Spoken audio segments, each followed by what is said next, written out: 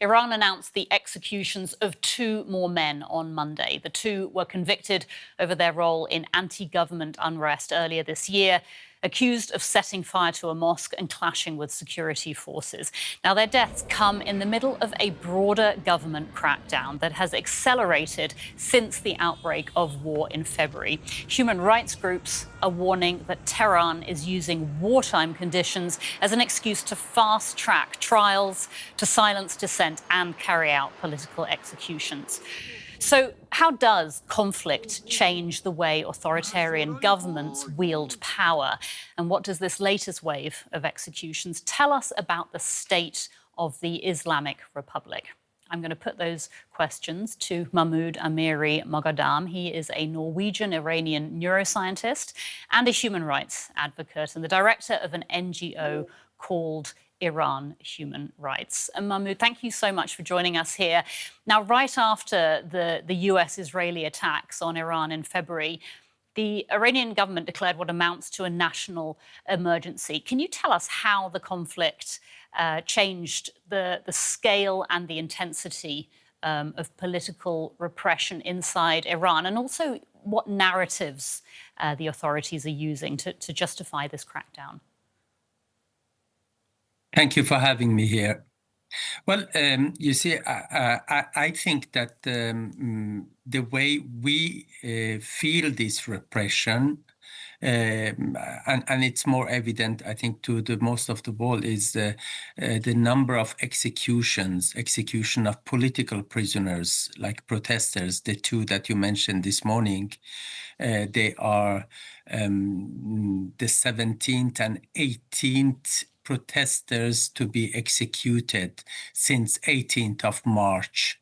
And in addition, there have been 14 people executed for connection to banned opposition groups and 10 people for espionage charges or cooperation with Israel.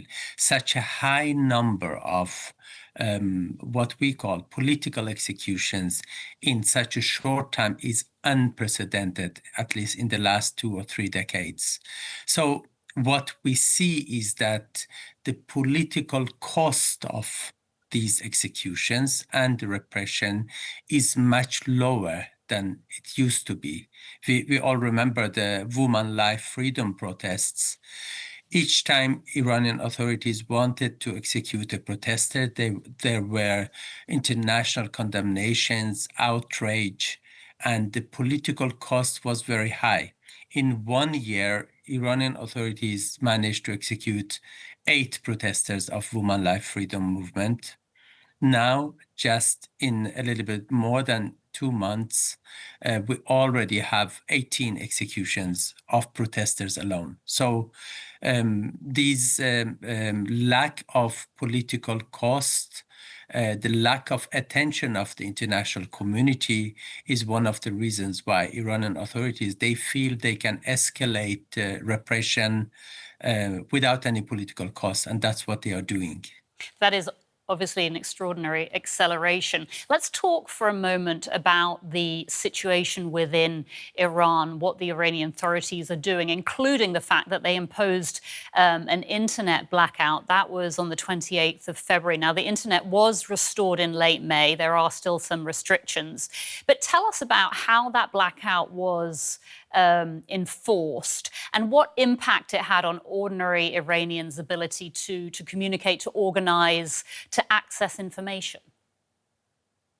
Well, basically, it was not possible for Iranians to have any communication to outside world. It was very, very difficult to get communication from outside in. And what the authorities have been doing is also to arresting people who have been in possession of Starlink. They have opened judicial files against them. Some of them have received heavy sentences.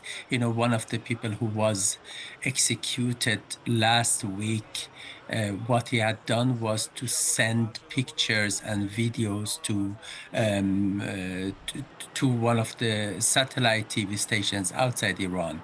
So they have used this lack of access to communication so that they can do the repression without, without the evidence getting out of the country. Of course, we as human rights organizations like Iran Human Rights, we do have communication with our network inside the country. It's much more difficult, much riskier, but we also notice that in this period of time, they have managed to create such a fear in the society that people are very hesitant in communicating with us and with other organizations outside the country, and to give reports about what's going on. So it's having a palpable effect. People are more scared now than they were before about what might happen. Absolutely, and at the same time, they have been arresting several thousand people, like according to official sources, 6,500 people have been arrested, and all these executions that happen almost daily or several times in a week, from morning to late evening, they televise these people's forced confessions. So they want to make sure that people know what's going on, and that there is nothing the world can do, and the world is not doing anything, of course, because the attention is on the war. So they have managed to establish a rule of fear in the society.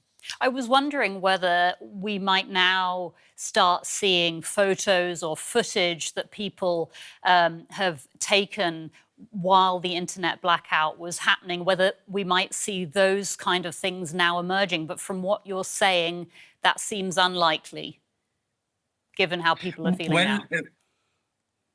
We will get more now than what we have been receiving in the past 2 months, but people are, of course, very scared, because if we just go back 6 months ago, Iranians used to post it on their personal social media platforms, and that was, a main source of information.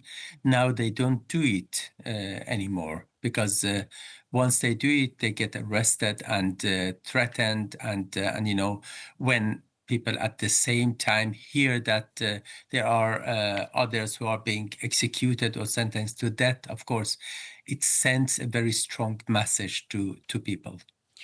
Let's talk about those people that you mentioned, the 6,500 people who had been arrested. They were labeled as traitors and spies by the authority. When we hear talk of traitors and spies, who are these people? Who is the government actually referring to? What kind of people are these? Well, the absolute majority are ordinary people. People who are stopped in checkposts. They find something, a picture or a video clip on their cell phones, and they are arrested. And we also know people who have been involved in, civil activism before the war, and who are approached by authorities in their homes and arrested again.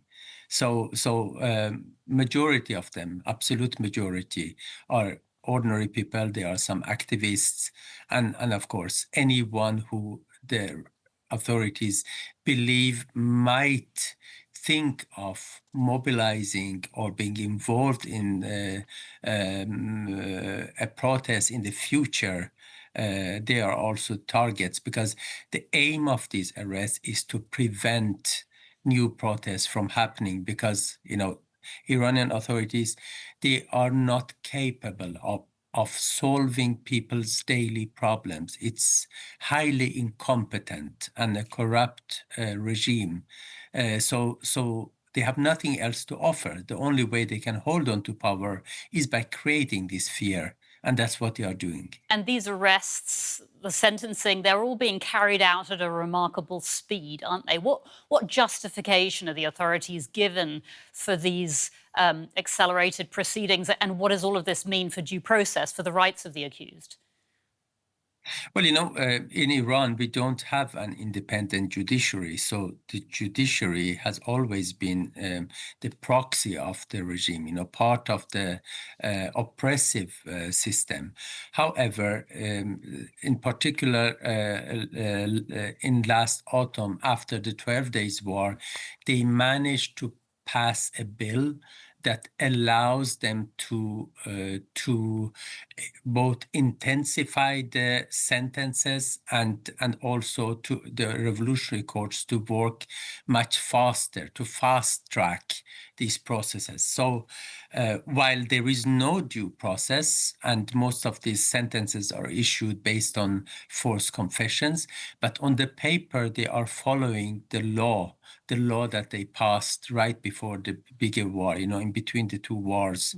Mm-hmm. And that has given them an opportunity to, at the same time, say that we are following a law, but to escalate their repression. You spoke about politically motivated executions earlier. The human rights group Amnesty International says at least 39 politically motivated executions have taken place since the conflict began. Now, people outside of Iran are trying to draw attention to these. And I just wanted to take a listen to somebody who was at a protest in Washington, D.C. just a couple of weeks ago. Today, our message is to stop the executions in Iran. The Iranian regime has been executing all the young people that have been protesting in the streets against the government, and also the people who are associated with MEK and have been doing some activities in Iran. So we're here to ask the international communities to ask the government to stop the executions and also free the political prisoners. That's what we want. We remember, of course, also in January, President Trump was saying the US will, and I'm quoting, take very strong action against Iran if it executes protesters. I mean, does any of this international pressure have any meaningful impact on the Iranian authorities? Are they hearing this? You see, when it comes to the war, I think it's clear for Iranian people and most of the world that the war was not about Iranian people's rights and the human rights situation. What we have seen is that what President Trump says, since they are in the middle of a war with the Islamic Republic, doesn't necessarily have any impact. But I think the European countries can play an important role here because they are not part of the war. I think that in any dialogue or negotiation between Europe and the Islamic Republic, if the situation of the human rights and in particular use of the death penalty is put on the table as one of the central conditions in any kind of, in any dialogue, basically, it might help because we know that political cost matters for the Islamic Republic, although they want to pretend that it does not. It does actually. So I think that what President Trump has sporadically said about the situation of human rights, about the executions, if we put that aside, I think Europe can play an important role.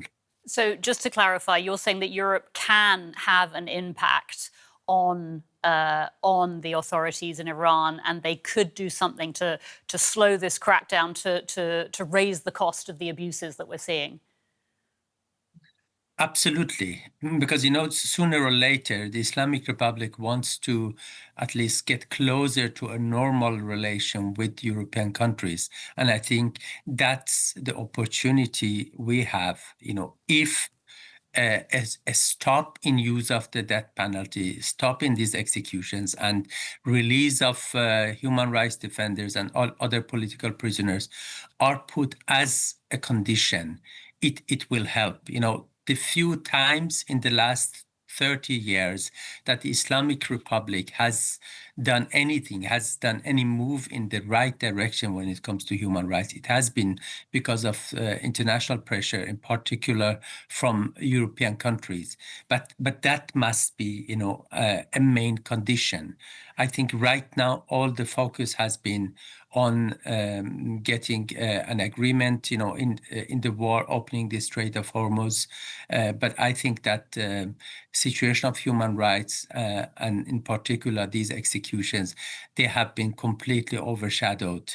But Europe, absolutely. If they put it on table as one of the central demands by international community, it can help. But we have seen a change in leadership, haven't we, in Iran? There is a more extreme leadership now since the start of the war. So talk to us about the current leadership of the Islamic Republic. I mean, is this a regime acting from a position of strength, or do you rather see this, the authorities acting from a position of insecurity? Well, you know, we are dealing with a regime that has been through one of its biggest crises since 1979. So it has never been, you know, it has never felt such a threat to its existence. And that's mainly because of all these nationwide protests that we have seen in the recent years, and in particular in January. So we cannot say it's acting from a point of strength. On the other hand, this war has given them the opportunity to mobilize their own supporters, because now suddenly, from being a brutal oppressor, they try to pretend to be victims of a war. And that has managed, you know, they have managed to mobilize part of their supporters. I mean, we assume Islamic Republic has maybe 10 to 20% supporter among people, but they are now mobilized. When it comes to the leadership, you know, it has, you know, the IRGC, the Revolutionary Guards, they have always had a lot of power, you know, when it comes to the Islamic Republic. But now they are much more directly in charge of the affairs. So I think that that makes them probably more efficient. So a combination of mobilizing their own supporters with a more direct IRGC controlling the country, it gives them some kind of momentum. And while all attention is on the war, they are trying to escalate the repression so that you know, it gives them a new chance, because, you know, it's all about time.